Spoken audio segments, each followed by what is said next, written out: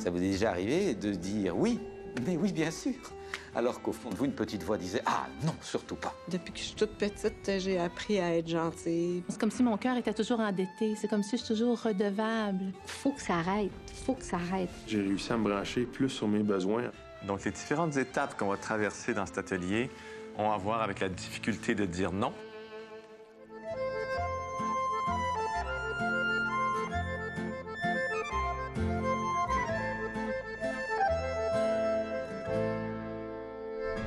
Pourquoi dit-on souvent oui quand on pense non? Pourquoi donne-t-on de la place aux besoins des autres en oubliant les nôtres? Pourquoi accuse-t-on les autres au lieu de leur parler franchement? Voilà les questions que nous explorons aujourd'hui dans notre atelier. Je le fais en compagnie de Thomas Dansbourg, un praticien de la communication non violente. Alors Thomas, je suis très heureux qu'on fasse cet atelier ensemble qui s'appelle « Cessez d'être gentil, soyez vrai », selon le titre de ton livre. J'ai une première question, c'est ta formation, c'est en communication non violente. Et c'est quoi le lien entre « Cessez d'être gentil, soyez vrai » et la communication non violente? Je propose de voir que moi-même, j'étais surpris par cette appellation communication non violente. Je pensais qu'à partir du moment où on communique, on n'est pas dans la violence et que la violence ne s'enclenche que quand on est à bout de mots et qu'on n'arrive plus à communiquer. Et au fond, je n'avais pas réalisé à quel point ma façon même de communiquer, bien gentille, était empreinte de violence. Au fond, j'avais du mal à ne pas juger, j'avais du mal à ne pas étiqueter, j'avais du mal à ne pas enfermer les choses, la vie, les gens, moi-même, dans des préjugés. Et que ça, ce sont des mécanismes qui font violence, qui enferment, qui limitent. Et ma proposition dans l'atelier est d'aller voir qu'à force d'être bien gentil, nous risquons de finir par être violents sans l'avoir vu venir. C'est un peu une mécanique que j'appelle la cocotte minute. Si je rentre mes frustrations parce que j'ose pas dire ma tristesse, mon désarroi, mon désaccord, ma colère, j'ai du mal à dire ce qui se passe en moi, je rentre ça petit à petit dans une cocotte minute dont je serre le couvercle solidement par-dessus. Si le feu couvre un peu par-dessous par le temps, ça dure. J'accumule, je finis par être une cocotte minute au bord de l'explosion et tôt ou tard, il suffira d'une petite contradiction pour que ça explose de façon très violente. On le voit dans des scènes de la vie quotidienne, la maman qui en peut plus, puis qui explose de façon très agressive sur les gamins parce qu'elle a du mal à dire à son conjoint ce qu'elle voudrait. Ou le conjoint qui rentre du travail et qui a du mal à dire à son patron ou à ses collègues ce qui ne va pas, mais qui explose sur les enfants. C'est de la violence subtile qui vient tous les jours par défaut de communication avec soi, de clarté intérieure. Alors si la cocotte minute peut exploser, il se fait aussi qu'elle peut imploser. Si le conditionnement est suffisamment fort, l'interdit de dire ce qui se passe en soi, on peut finalement voir que le couvercle tient bon et la violence se retourne contre soi dans l'épuisement, la maladie, le burn-out, la dépression. L'élan de vie, il faut bien qu'il parte par quelque part. Et s'il ne peut pas sortir par l'extérieur, il part par l'intérieur. Toute ma vie, depuis l'enfance, j'ai appris à être gentille et raisonnable, et cela bien avant d'apprendre à marcher. J'ai une facilité déconcertante à détecter les besoins des autres et à y répondre. C'est devenu presque un automatisme. Cette attitude m'a conduite au burn-out en 2001. Depuis longtemps, je suis habitée par cet état de fait que je suis trop gentille. J'en donne toujours plus que le client en demande, finalement, mue par le sentiment de plaire, faire plaisir, être aimée. J'ai de la difficulté à croire qu'on puisse m'aimer simplement pour ce que je suis, car j'ai l'impression que je dois faire quelque chose pour recevoir l'amour des autres. Et paradoxalement, j'espère tellement qu'on m'aime pour ce que je suis, presque inconditionnellement. Il y a beaucoup de gens qui sont soi-disant vrais, mais qui sont très violents envers les gens qui les entourent. C'est vrai, il y a une méprise par rapport... Il y a un paradoxe, non? Oui, il y a un paradoxe. Beaucoup de gens me disent « Moi, j'ai pas besoin de ton bouquin parce que je suis très vrai. Quand j'ai quelque chose à dire, je le dis très franchement. » Plutôt que de dire « T'es un indifférent, tu ne penses qu'à toi. » Et là, je te dis les 4 vérités de l'autre, ce qui est contre-productif. Parce qu'au fond, quand je dis ça, j'aimerais bien que l'autre m'écoute et me comprenne. Et il ne peut déjà plus parce qu'il est insulté. Il est insulté, il est critiqué, il est reproché. Et il est dans l'attitude soit de la fuite, il a déjà fermé 3 portes derrière lui pour ne plus entendre la critique, soit il est dans l'agression en retour et il me retourne le jugement sur moi. Donc, j'ai pas ce que je veux. C'est infiniment plus pertinent, plutôt que de dire « t'es un indifférent, tu ne penses qu'à toi », de lui dire « quand tu fais ceci ou ça », je nomme le comportement. Moi, je me sens triste tout seul parce que mon besoin, c'est d'être assuré que je compte pour toi. Et je te fais une demande, est-ce qu'on pourrait s'en parler? Je suis en train de dire la vérité de ce qui se passe en moi plutôt que les 4 vérités de l'autre. La plupart du temps, cette attitude fait que l'autre est un peu comme désarçonné parce que le propos est très clair, il est très affirmatif, mais il n'est pas agressif. Je suis un caméléon qui s'ajuste aux opinions des autres de peur de dire vraiment ce que je pense au cas où mon opinion n'aurait pas de sens. Je suis souvent à l'écoute des besoins des autres au détriment des miens. En fait, j'ai beaucoup de mal à les identifier, donc difficile de les reconnaître. Le besoin d'être aimé a toujours été à l'avant de ma vie. L'acceptation aussi. Non, mais moi, je me suis rendu compte que c'est très, très simple à comprendre et super difficile à pratiquer. C'est une réforme du langage. Ben, c'est plus qu'une réforme du langage, c'est une réforme... De la pensée derrière. Au fond, Mais aussi du rapport avec soi. Oui. Et du rapport avec l'autre. La plupart du monde a appris à rouler sur un ordinateur à l'aise, ou à pratiquer un sport difficile, ou à connaître une langue étrangère. Et ça paraît basique d'avoir fait des efforts pour ça. Quand on demande aux gens pourquoi ça ne va pas dans votre communication, « Oh, ben, je ne sais pas communiquer. » Pourquoi vous avez du mal à vous relier à votre conjoint? Bon, on ne sait pas se parler. Hein? On n'a pas fait ces apprentissages. On n'a pas focalisé notre stratégie sur apprendre à bien se parler, ce qui veut dire à la fois bien s'exprimer, mais aussi bien écouter l'autre. Ce deuxième aspect est très largement oublié. Nous oublions d'écouter. J'ai amorcé une démarche de reconstruction, mais j'avoue que les aspects de l'estime de soi et le fait que j'ai toujours été la confidente de tous, la bonne amie, celle qui encourage, sont des aspects que je trouve maintenant plus difficiles. L'un de mes grands défis dans la vie est d'apprendre à me connaître. Je tente de faire plaisir à la majorité et je vais avec la majorité. J'espère pouvoir un jour sortir ma vraie personnalité. Notre éducation nous a tirés hors de nous. Elle nous a vraiment dit « T'occupe pas de toi, occupe-toi des autres ». Ce qui est bien intentionné, mais ce qui a un effet pervers, c'est que je ne peux pas être à l'écoute de l'autre si je suis jamais à l'écoute de moi. Je ne peux pas comprendre l'autre dans ses contradictions si je ne veux absolument pas voir les miennes. Je ne peux pas avoir du respect pour l'autre tel qu'il est si je ne me respecte pas d'abord tel que je suis. Il y a un piège. Qu'est-ce que tu souhaites que les gens trouvent dans notre atelier? Ben, précisément ceci, de goûter qu'au fond, nous ne cherchons pas autre chose qu'être bien, qu'être en paix. C'est ça que nous cherchons derrière toutes nos stratégies, tous nos enjeux, toutes nos conversations. Si nous nous chamaillons avec notre conjoint, c'est que nous rêvons d'être en paix avec lui. Si nous nous chamaillons avec le gamin, c'est que nous rêvons d'être en paix dans une relation douce. Il se fait simplement que notre stratégie est complètement contre-productive. Nous essayons d'avoir raison ou d'être reconnus au lieu d'être bien. Si nous avions cette priorité, je souhaite être bien, ben, le jour où je suis en désaccord avec le conjoint ou l'enfant, je vais essayer de comprendre son point, sans pour autant démissionner du mien. Et on va se parler. Parce que l'objectif est, soyons bien ensemble. Alors, je ne dis pas que ça vient d'un coup. Personnellement, j'ai eu à travailler la capacité d'abandon. J'étais quelqu'un qui contrôlait beaucoup, qui programmait toute sa vie, même sa vie affective, tout ça, les rendez-vous étaient bien clairs, et c'est moi qui gérais. Et ça m'organisait beaucoup de solitude, justement. J'ai commencé à me sentir comblé affectivement quand j'ai lâché l'organisation, la maîtrise du temps, que je laissais à l'autre la capacité de surgir dans ma vie. Et quand j'ai accepté ça, vraiment, la vie s'est nourrie de façon beaucoup plus profonde. Sur cette belle parole, on va aller nourrir la vie profonde de nos participants et se nourrir aussi. Merci. Merci.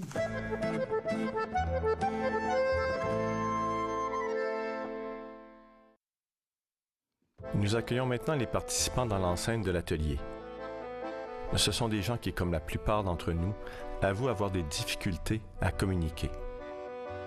Nous allons les aider à oser ressentir ce qu'ils sentent vraiment, pour qu'ils puissent le formuler à l'autre de façon acceptable. Alors, je vous souhaite la bienvenue pour cet atelier sur la communication. En fait, ça s'appelle « Cessez d'être gentil, soyez vrai ». Et c'est un atelier qu'on va faire ensemble sur l'importance d'être de plus en plus vrai dans nos communications. Donc, les différentes étapes qu'on va traverser dans cet atelier ont à voir avec la difficulté de dire non. Ça vous parle? Ont à voir avec la difficulté de ressentir nos besoins, même parfois nos sensations profondes, et de pouvoir les acheminer à l'autre d'une façon qu'il respecte et qui nous respecte profondément. Alors, je vais vous présenter la personne que j'ai invitée pour faire cette exploration avec moi. Thomas Dansbourg est un spécialiste de la communication, et de la communication, en particulier de la communication non violente. On pourrait dire que c'est un thérapeute de la communication, en fait. Alors, je suis très, très heureux que tu sois parmi nous et qu'on puisse faire cela ensemble. Je vais maintenant vous inviter à vous présenter. Et qu'est-ce qui vous a interpellé dans le titre « Cessez d'être gentil, soyez vrai ». Quand j'ai vu le bouquin de Thomas sur le rayon à la librairie, c'est évident que le titre est venu me rejoindre. J'ai acheté le livre, mais je l'ai mis de côté parce que je me sentais pas prête. C'était déjà assez?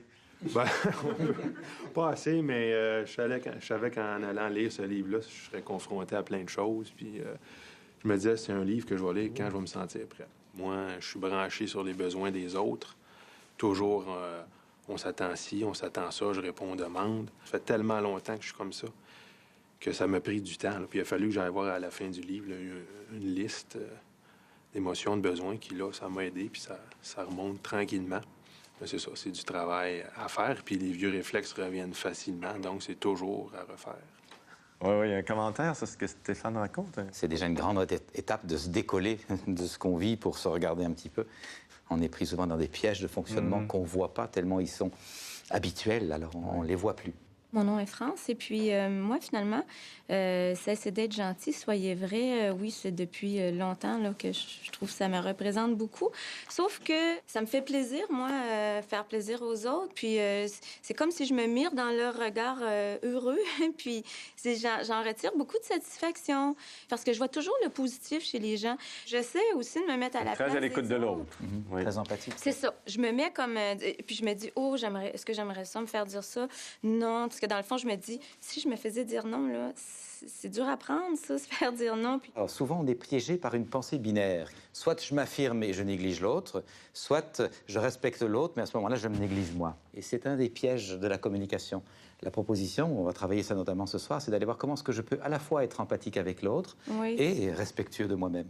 C'est possible, alors, de lier tous les deux. C'est possible. Je vois que votre regard s'allume à l'idée que ce soit possible, Oui. en tout cas. Moi, quand j'ai vu ça, cessez d'être gentil, soyez vrai, ça m'a parlé beaucoup à ce moment-ci de ma vie. Parce que j'ai été pas gentille pour une grosse raison. J'ai mis fin à une relation de couple de 25 ans. Vous dites que ça avait été la pas gentille parce que vous avez rompu? Oui, c'est ça, parce que là, c'est moi qui ai quitté. Je me suis fait quitter souvent, mais là, c'est moi qui ai quitté. Donc, j'ai choisi de prendre cette responsabilité-là, qui était déjà beaucoup m'en demander. Fait, je trouve que j'ai fait un grand pas. Je suis fière de moi. Oui.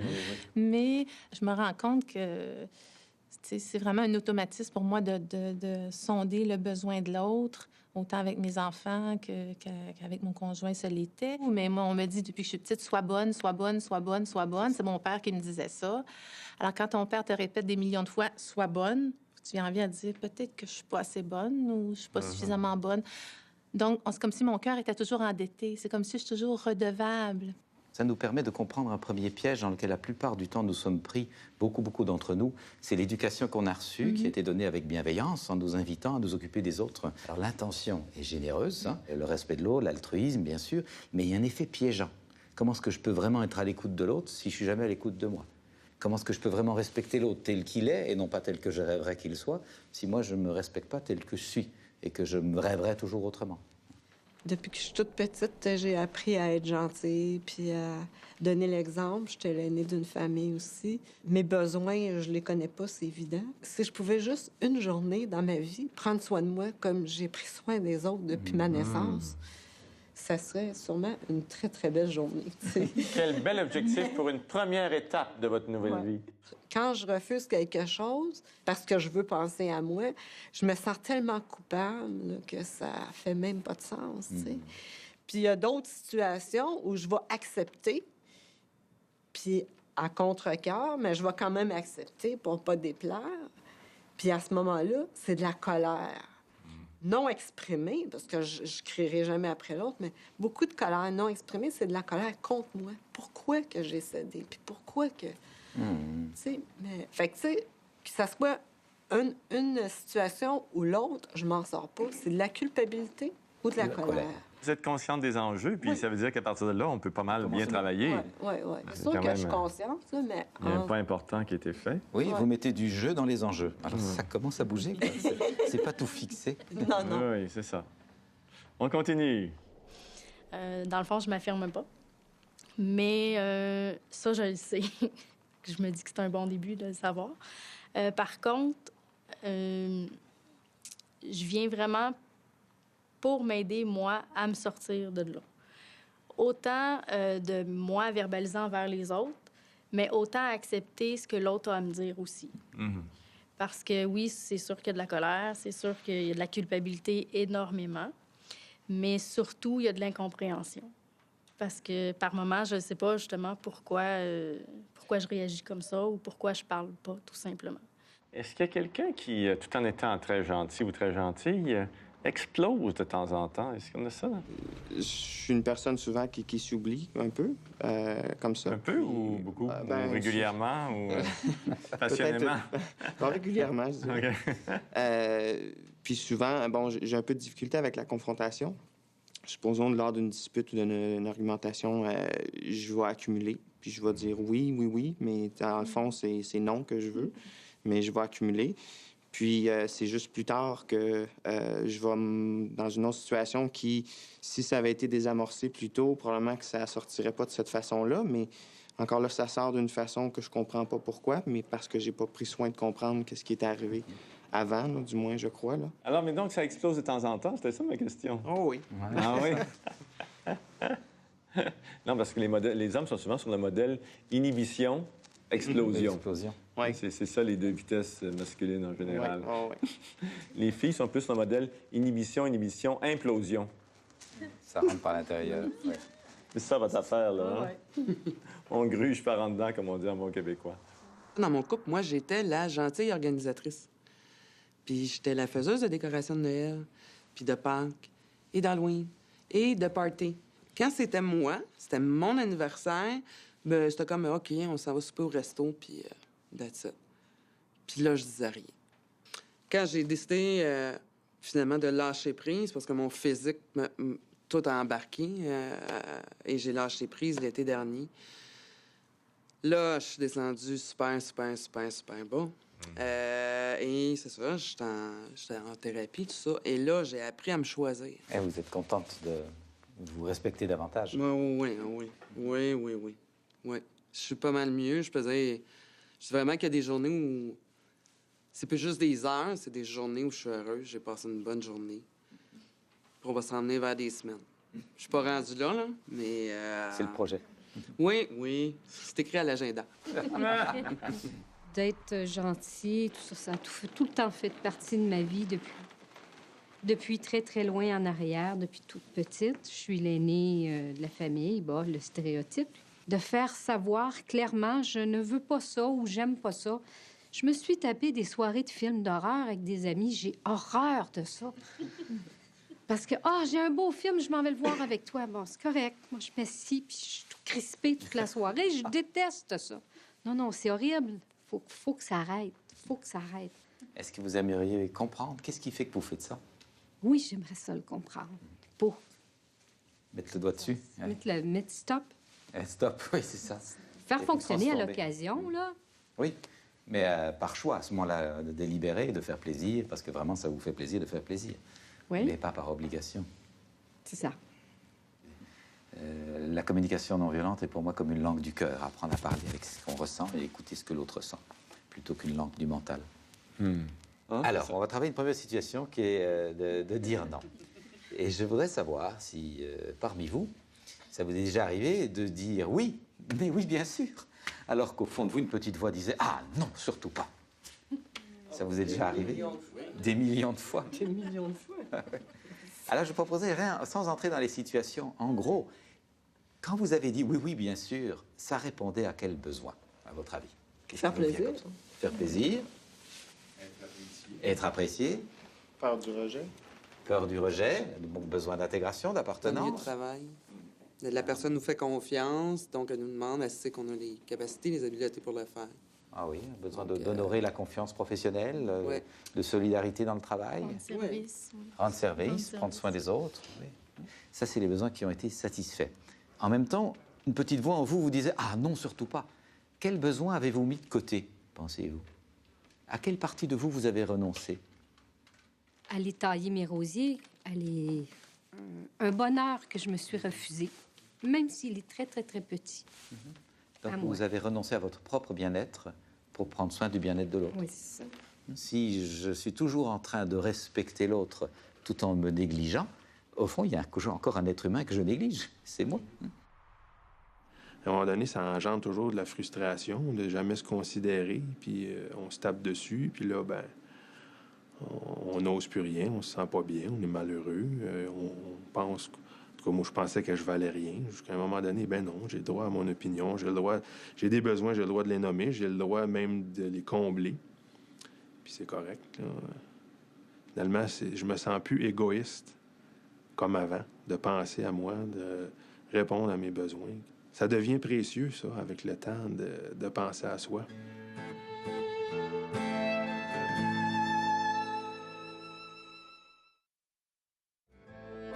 Au cours de l'atelier, nous avons proposé aux participants un exercice que vous pouvez faire à la maison. Tout simplement, il s'agit d'identifier une situation où vous avez dit oui alors que vous vouliez dire non. Puis, vous faites une liste où d'un côté, vous mettez les besoins qui ont été satisfaits en disant oui et de l'autre, les besoins qui ont été négligés. Ensuite, vous vérifiez comment vous vous sentez. Moi, d'essayer d'écrire ça, c'est comme si je réalise une chose, c'est que là où je suis le plus gentille, c'est pas en disant oui tout le temps, c'est en allant au-devant des besoins des autres. Vous attendez même pas que la demande vienne, c'est ça que vous voulez dire. Oui. Et votre situation que vous aviez choisie, c'était quoi? Mon conjoint qui voulait inviter des amis. J'avais eu des cours durant la journée, puis j'ai été incapable de dire non. Là. Je l'ai faite, là, mais j'étais brûlée, j'étais... Épuisée. J'ai pas participé agréablement à ce souper-là non plus. Qu'est-ce qui fait que tu as dit oui quand même? Ça a répondu à quel besoin? Le besoin de plaire, le besoin d'être aimé, le besoin de faire plaisir. Et l'autre côté, qu'est-ce qui a été mis de côté? J'ai renoncé à me reposer, à relaxer, à peut-être pouvoir lire un bon livre ou voir un film. Et qu'est-ce que ça te fait de prendre conscience de ça? De la colère. De la colère?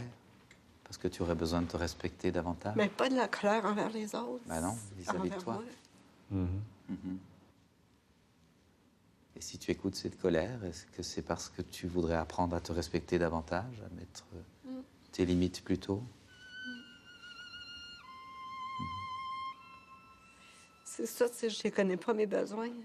Je suis tellement à l'écoute des besoins des autres que... Bien, je sais pas, moi, vous les quoi. connaissez, puisque vous pouvez les nommer. C'est peut-être que vous vous y donnez pas droit. Non? J'ai pas le temps. Oui. Alors, est-ce que ce serait ça, un besoin? C'est de prendre le temps d'écouter vos besoins avant de dire oui. Prendre le temps de faire un peu l'état des lieux intérieurs.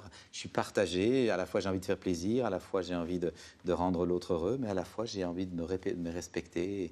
Qu'est-ce qui est juste là maintenant? Puis, je suis rendue à un point où je pense que c'est moins souffrant, la culpabilité, que la colère contre moi. Je suis comme plus capable. Oui. Ce que j'ai beaucoup observé dans ma pratique, vous l'aurez peut-être vu, c'est que quand on dit oui, oui, bien sûr, alors qu'on pense ah non, on le fait payer. On le fait payer par la tension, l'énervement. On envoie la facture à l'autre. Après tout ce que j'ai fait pour toi, et puis j'ai fait ça, et puis j'ai fait ça, et on envoie la note à l'autre, c'est pas gratuit. On le paye d'abord soi, en souffrance, en difficulté, mais on le fait payer à l'autre aussi. Dans nos ateliers, les chaises jouent un rôle important et pratique. Elles permettent de distinguer différentes parties de soi et de les incarner. Ici, il s'agit de distinguer la personne gentille de la personne vraie. Ainsi, les chaises permettent un jeu de rôle où un participant peut se pratiquer à être vrai et à se respecter en parlant à une personne d'autorité. Bien, l'enjeu, c'est très simple. C'est un matin à la garderie, j'avais préparé plein d'ateliers, sachant que l'autre groupe allait aller dehors. J'allais me retrouver toute seule avec mon groupe, donc je trouvais que c'était une opportunité de justement faire un temps d'apprentissage juste entre moi et eux, mais avec du plaisir et non toujours avec de la discipline. Et finalement, je reçois un appel à l'intercom et mon patron me dit « Tu dois aller dehors, il fait beau ». J'ai privilégié la réponse courte, qui est d'accepter sans hésiter. C'est pas vrai, j'ai hésité, mais c'est surtout pour ne pas avoir à me justifier, pour pas être opposée à mon patron. Moi, je vais jouer la patronne. Dis là, il fait beau, ce serait bien d'emmener les enfants dehors, hein, parce que vraiment, c'est beau temps, il faut qu'ils en profitent. Hein. Ça ira? Non. Ah bon? T'as un autre projet? Oui. Mais moi, j'ai monté des activités pour eux, pour leur faire plaisir. Puis je crois que ça va être aussi important si je reste en dedans que si je vais à l'extérieur avec eux. Et tu voudrais me faire comprendre que c'est aussi important d'avoir un programme intéressant que d'aller jouer dehors. Oui, je crois que ça peut leur faire autant de bien que d'aller dehors. Ben, j'apprécie beaucoup cette clarté-là. Quand je te dis va dehors avec les enfants, c'est parce que je vois qu'il fait beau et que j'ai peur qu'ils s'ennuient en classe. Mais si j'apprends que tu as prévu quelque chose de super, je suis très content de ça et je te remercie. Alors imagine que tu as eu cet échange avec la patronne en question. Comment te sentirais-tu? Très, très, très bien. Très, très, très bien. Et qu'est-ce qui serait nourri en toi davantage? La confiance en moi, mon estime de moi. Ça, c'est souvent un des pièges, c'est de croire si je vis ce qui est juste pour moi, je me mets en opposition avec le système. Alors qu'au fond, ici, ce que je vous ai joué, c'est qu'aller dehors, c'est une demande. C'est pas un vrai besoin. Le besoin, c'est que les enfants soient bien et qu'on prenne soin d'eux de façon adéquate. Quelqu'un d'autre veut prendre la balle au bon? Alors, je propose de commencer par la chaise de la gentille personne en vous, qui a dit oui alors qu'elle pensait non. Je fais du travail de bureau comme commis de bureau, du classement. Je suis adjointe administrative de formation, technique en bureautique, etc. Donc, je fulmine dans mon bureau. Je le dis pas à personne, je fais juste fulminer tout seul devant mon écran. Et alors, à quoi avez-vous dit oui alors que vous pensiez non? Aux 2 heures par semaine de formation pour pas que ça me donne du stress. Mais je suis habituée à avoir 4-5 patrons, 4-5 agendas roulés sur 2-3 ordinateurs en même temps. Et donc là, je vis un stress d'insatisfaction professionnelle. Alors, on va écouter un peu ce que la vraie personne en vous aimerait dire. Ça vous va? Oui. Peut-être, je vous proposerais peut-être de clarifier les besoins. Mon besoin serait d'être performante au travail, de faire ce que je fais le mieux en entreprise, de façon efficace, avec une rapidité d'exécution. Alors, je te propose de te remettre sur la chaise de la gentille, si tu veux bien, un instant. Oui, je veux bien. Tu je veux suis bien? gentille. Et moi, je vais jouer la vraie personne. Oui. Eh bien, moi, j'ai besoin d'aller parler à ma patronne. Parce que je suis en train de m'éteindre gentiment, très poliment, je dérange personne, mais je m'éteins. J'en ai marre de ça. J'ai besoin de sentir que mes talents, ils servent à quelque chose. Donc, je vais aller parler à la patronne pour lui dire, tu sais, j'aime l'environnement, j'aime la société, j'ai envie d'y contribuer, j'ai envie de garder ce cadre. En même temps, à l'endroit où je suis, je piaffe d'impatience comme un cheval à l'écurie. Tu peux pas me mettre ailleurs? T'as pas autre chose à me proposer? Qu'est-ce que t'en penses, toi, la partie gentille de moi-même? C'est positif. C'est dit de façon positive. Ça t'irait qu'on essaye? Oui. Là, j'étais pour commencer, comme d'habitude, à j'aimerais. C'est pas j'aimerais. Faudrait non plus. Je désire dans... Ah, mon Dieu, que c'est difficile. J'ai l'impression qu'il y a une barre ici, puis que c'est pas relié avec la parole. Je termine ma journée et je ne suis pas satisfaite de ce que j'ai apporté à mon entourage. Ça ne me satisfait pas. C'est juste intéressant de voir comme c'est difficile de nommer simplement un besoin. Hein? On va nommer ce qu'on veut pas, mais on a du mal à nommer ce qu'on veut. Donc, pour la patronne, c'est pas très clair d'entendre ce qu'on veut pas. Elle entend quelqu'un qui se plaint. Ben, une patronne, elle aime bien avoir la solution avec le problème. Hein? Quand il s'agit de je désire, ça reste difficile. C'est épouvantable. Ben, je te remercie d'avoir essayé. Et vous voyez que souvent, on est piégé par l'habitude gentille d'attendre que les autres aient deviné nos besoins. Et souvent, vous l'aurez peut-être vu, dans nos fonctionnements, notre façon d'exprimer nos besoins, c'est de râler, nous plaindre, nous murer dans le silence, bouder, claquer les portes, au lieu de faire des demandes claires. Alors, notre attitude est contre-productive, parce que personne n'a envie d'aller vers quelqu'un qui se plaint. Par contre, quelqu'un qui arrive avec une proposition claire, c'est ouvrant, ça facilite.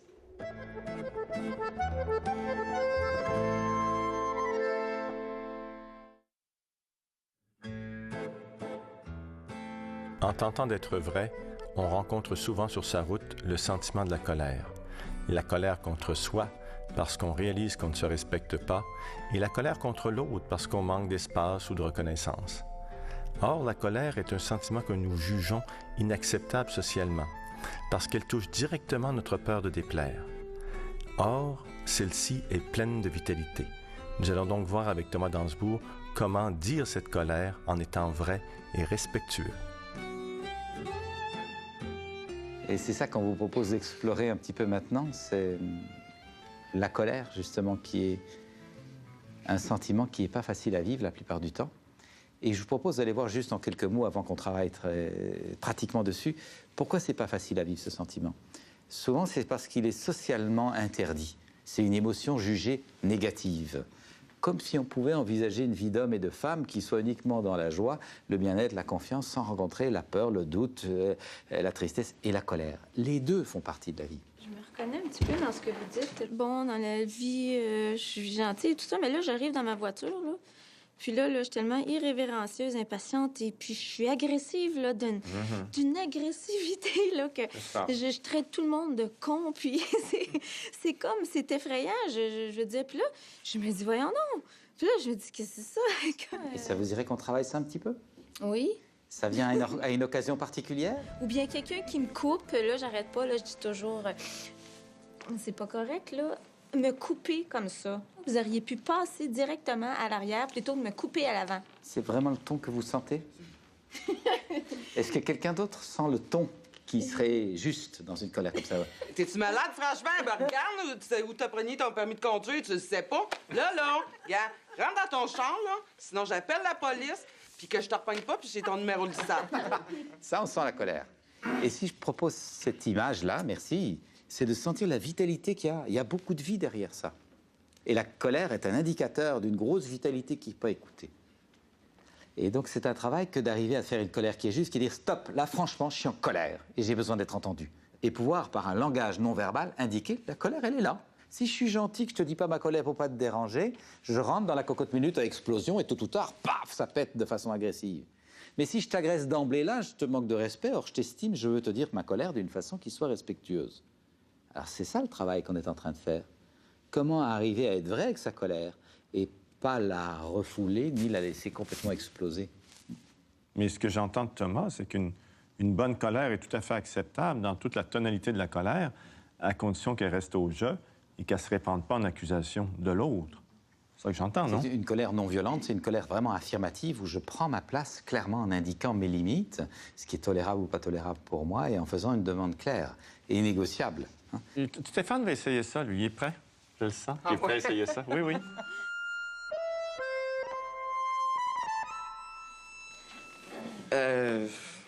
Ben moi, mettons, dans ma relation avec ma conjointe, souvent, bon, je refoule des choses, et puis ça accumule.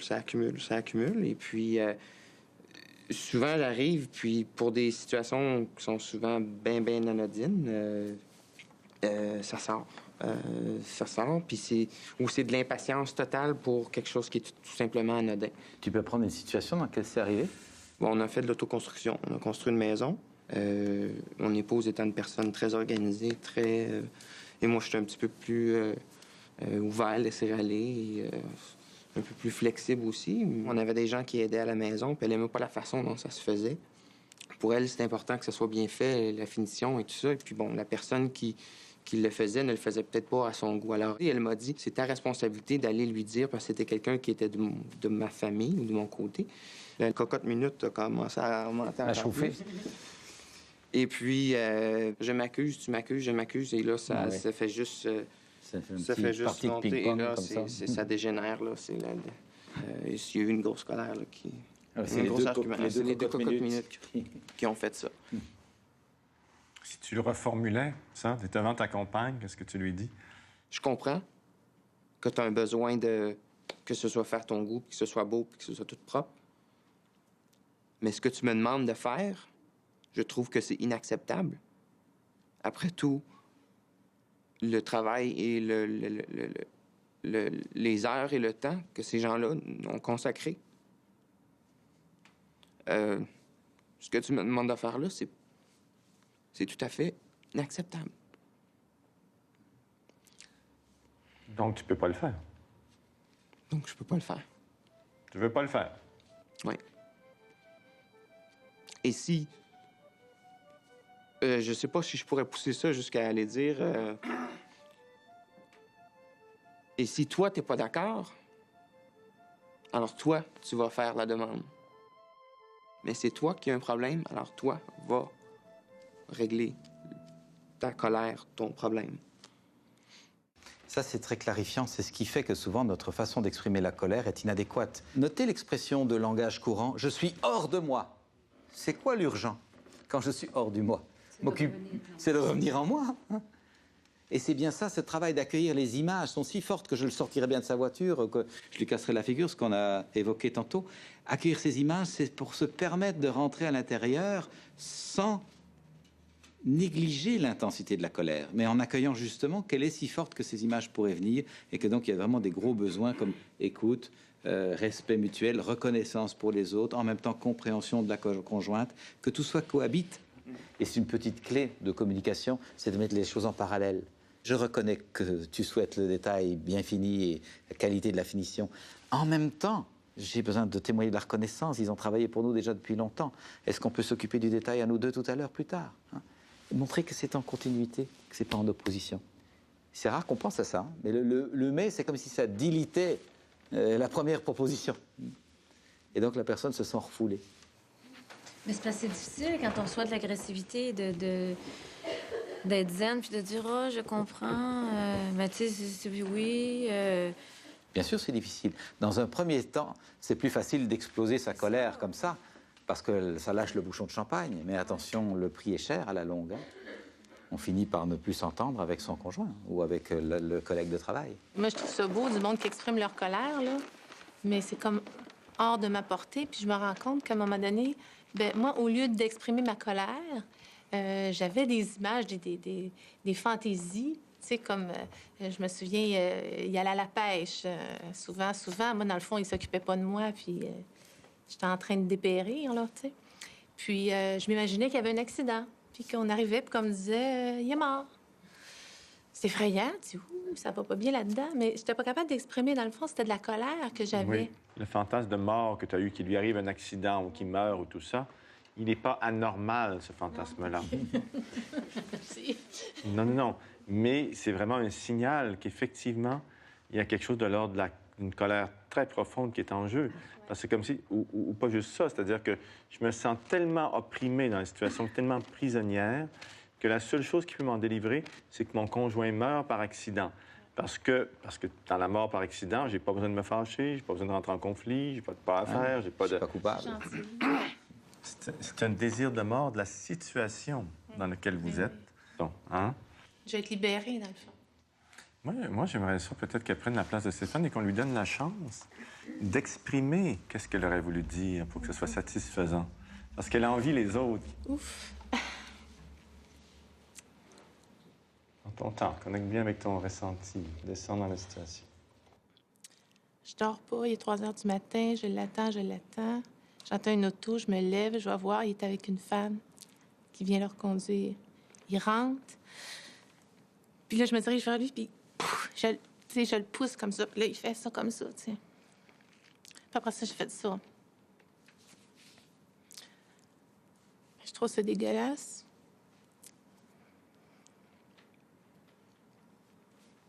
Même si c'est rien passé là, avec cette femme-là, là, j'en ai aucune idée, mais bon, même si, tu sais, moi, je suis toute seule, là. Tu vois, j'attends. Tu sais? C'est ça, dans le fond, c'est tout. Mon besoin, c'est que la femme veut vivre en dedans de moi, tu sais. Pas juste la mère, puis la coloc, tu sais. Tu sais, moi, je suis comme tellement rendue comme... suradaptée à ces comportements-là que je vois pas, je vois plus rien, mais quand j'en parle avec quelqu'un d'autre, puis il lève sur sa chaise, il dit « Quoi, il a fait ça? » Tu sais, oups, c'est pas normal, tu sais. Fait que mes besoins sont complètement étouffés. T'en viens à te demander si probablement que je suis trop exigeante, tu sais. Ça semble encore une colère un peu gentille. Ouais, hein? Tu te donnes le droit de ressentir et te le dire sur le ton sur lequel tu ressens les choses. Si je le dis sur le ton que je le sens... Eh bien... Vas-y. C'est ce ton-là que je te propose de goûter. Oui, tu veux goûter. Le ton qui est vivant, toi. Tu dis, j'ai besoin d'être en vie. Ben là, il y a un ton qui est bien vivant, qui attend d'être... J'ai besoin d'être en vie. Je veux vivre, je veux danser, je veux rire, je veux m'amuser.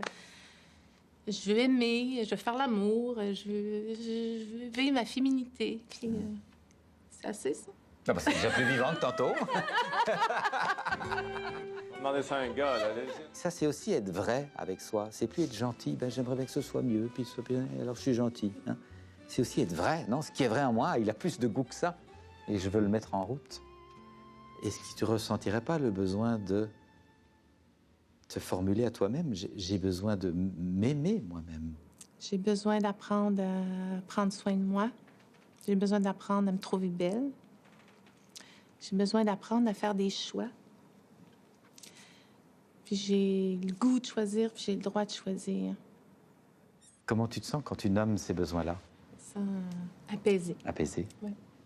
Alors, est-ce que vous pouvez voir que dans cet exercice qui part d'une colère qui est sur l'autre, ça part par là, ça revient à l'intérieur. Et là, on a une colère transformatrice.